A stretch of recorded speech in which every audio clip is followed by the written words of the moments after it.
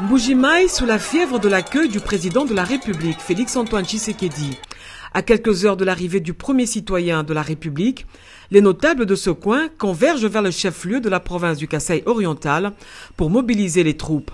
Parmi ces dignes fils du terroir figure le premier vice-président du Sénat, José Kalalawa Kalala, autorité morale de l'Union pour les valeurs tshisekédistes, dont la capacité mobilisatrice n'est plus à démontrer.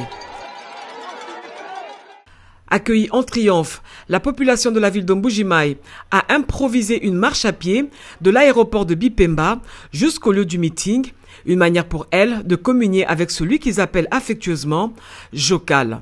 Dans son mot, José Kalalawa Kalala, premier vice-président du Sénat, a invité ses compatriotes à faire montre de leur hospitalité légendaire tout en réservant un accueil chaleureux au président de la République.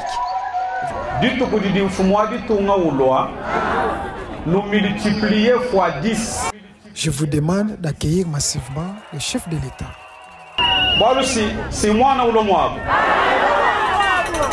Actualité oblige, José Kalalawa Kalala a saisi l'occasion pour sensibiliser la population sur la révision ou le changement de la Constitution, une initiative du président de la République.